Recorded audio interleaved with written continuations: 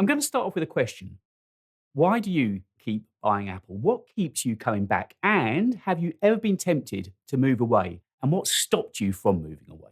Every week, without exception, I sit here and talk about the latest, newest Apple gear. But this week, we're going to do things just a little bit differently. We're going to have a chat about why we keep coming back for more, why we keep buying Apple. And also, as Apple fans, have we just been through possibly the worst 18 months of recent memory? I'm David, and this is D Talking Tech. Years ago, when I switched to Apple, it was purely aspirational. My background was in design, and it meant I was in retrographic studios where I saw these suites of Macs, and they looked cool. Then outside of that, I'd go into music studios, and there were sound engineers using Macs. The people behind the Macs just seemed more creative. They seemed cooler. I aspired to be that kind of person. And that was the reason that I changed to Mac. The sort of work I was doing 15, 16 years ago, I didn't need a Mac. I could have quite happily carried on. I think it was a Sony Vaio that I had at the time. I didn't need to change. I wanted to change. The Apple marketing sucks me in. But the other thing is, if that hadn't have happened all those years ago, I wouldn't be sitting here now doing what I do for a job, having the best fun that I've ever had working at anything and making these videos every week about Apple gear.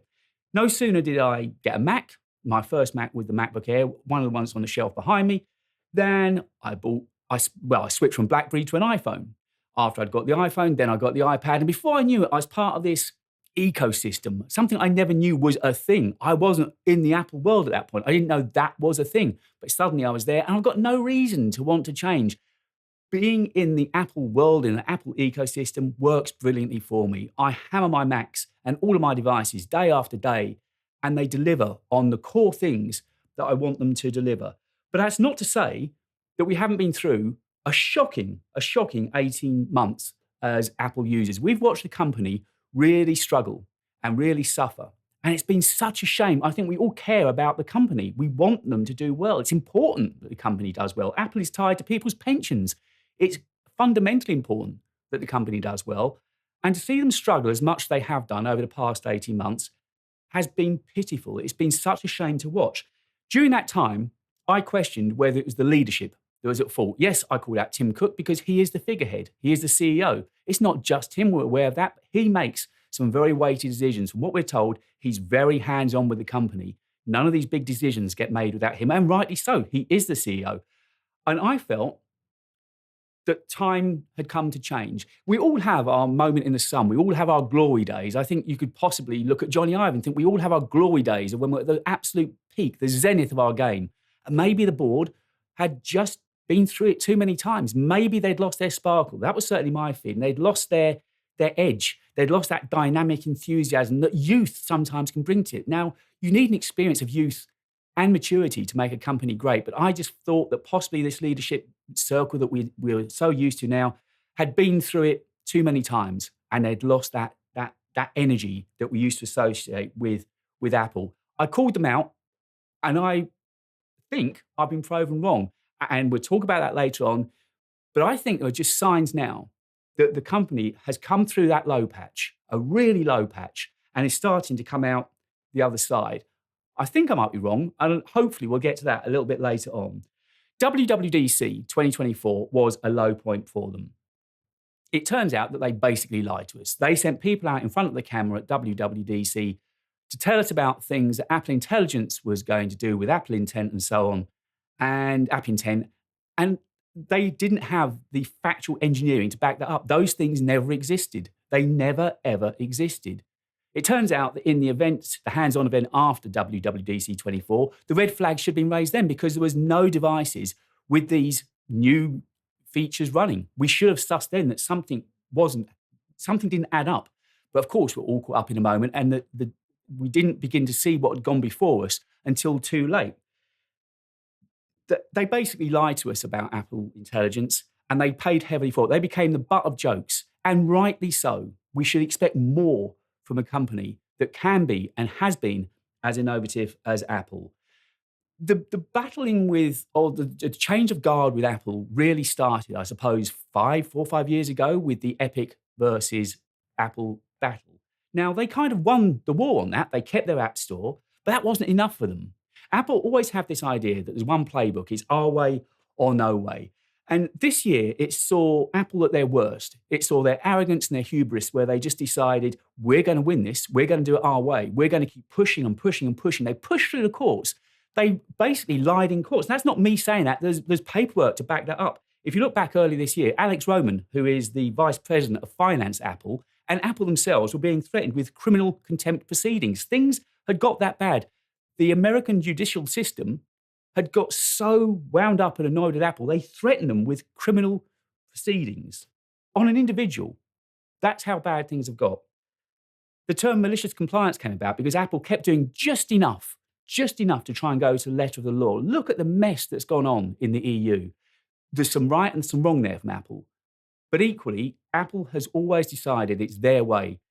And I think finally they've had to eat a little bit of humble pie and accept some wrongdoing and regroup. And I think that is now what we're starting to see the seeds of right in front of us right now. The sad thing is that through this time of great upheaval for Apple, I think their hardware has been some of the best it's been forever. Since the first Macs landed with Apple Silicon in 2020, 2021, the competition has been trying to catch up with what Apple Silicon is capable of. It changed everything. When I got my first M1 Max MacBook Pro, I couldn't believe the power, the performance, the speed, how quiet they were, the battery life, game-changing, once in a generation, perhaps their fault. Trying to convince us now to change our devices regularly is harder for them, but hey, that's their battle to fight. I'm not here to worry about their bank balance at all, but I'm just here to say that the hardware we've got from Apple now is as good as it's ever been. The iPad mini had a great update last year. The iPad, the M4 iPad that I'm using here, we'll talk about that a little bit more later on, is as good as it's ever been, which is such a shame that we saw them drop so many balls and become the embarrassment they did last year. They should be doing better. But over the past few months since WWDC 2025, 1 year on, we can see that something has happened. And you know what that is? They've listened. They've actually sat back and listened to what was going on around them. I think there's been some closed doors at Cupertino, and they knew things had to change. Things couldn't carry on the same way. And a phrase comes to mind that's often used about sportsmen, sports teams. Form is permanent. Form is temporary, but class is permanent. And that is so true. That is so true with Apple. Eventually, the good had to come back. Now, I mentioned Tim Cook. As we know, he's been at the head of the company now for many, many years. And to his detriment, he doesn't have the charisma and the panache and the showmanship and the sales force that Steve Jobs had. What he is a hard-nosed businessman.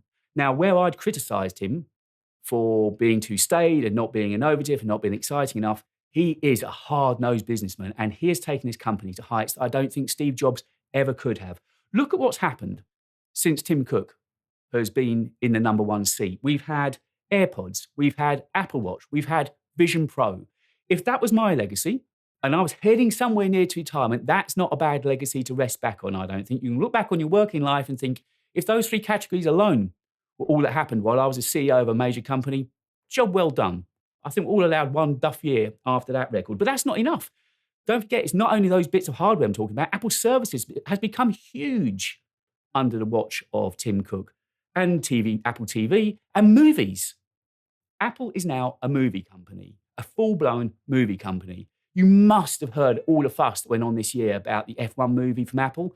And as if that's not enough, there's a movie just about to come out, another Apple-funded movie, an Apple original movie, a Spike Lee joint with Denzel Washington, that's about to launch as well. Apple is now in the movie business. It was the stuff of dreams only a few years ago. So yes, I think they are allowed one bad year, as long as they listened, and they have. And it's not that the numbers say it all either. It's about the listening part. That's what's impressed me the most.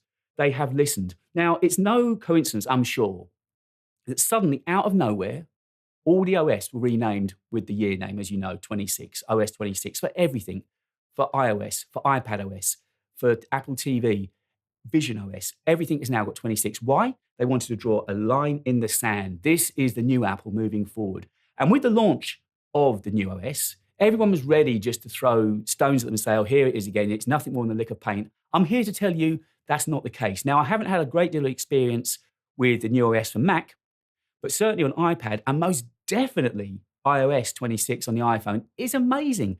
Liquid glasses are well and good, but that is just scratching the surface. They have made meaningful and proper and deep improvements. Improvements are going to help you on a day-to-day basis, tiny little quality of life improvements that shows they've listened and actually gone back to almost a bare brass and built an OS almost from the ground up again and given us what we want. Apple Intelligence is actually beginning to make sense, not with Genmoji, not with image playgrounds, but in a cohesive, quiet, more intelligent way in the background. And it's so rewarding to see that after what they've been through, they are suddenly coming back with something better. Apple is now better. The improvements to AirPods alone was huge this year in the OS updates, absolutely huge. But they didn't just stop there, it went through the whole OS. It has been such a meaningful improvement. And anyone that says it's just a lick of paint hasn't dug deep enough into it to really take an honest look, an objective look as to what's going on. iPadOS now means that the iPad has finally become what we all knew it could be. It's become a proper, meaningful alternative to the Mac. You can now multitask to your heart's content. You can use this instead of a Mac day and night if you want to. And that's all come about this year after the worst year they've ever had. And you're telling me that's a coincidence? I really don't think it is. Also, a question I want to ask you is, how far in advance do you think Apple plan? I ask that because it seems as if by magic, all the dots always end up joining up together, as if by magic for them. Well, it's not magic, it's planning. This company is run meticulously. It has been run meticulously for years and years now. I think of spatial audio. When spatial audio first came out, none of us really fully got a grip and understood what it was for.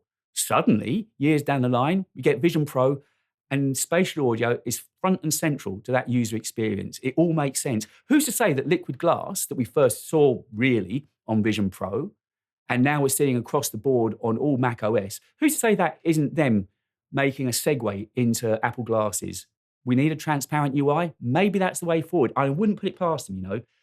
The September event is Apple's biggest event of the year, and that's just a few weeks away as I record this. And of course, I'm going to be covering it, and it's going to be an exciting one as well. We're getting the iPhone Air, a brand new category of iPhone. That's going to be so exciting to see what they actually finally come out with. We're getting brand new AirPods Pro as well, and a new Watch Ultra.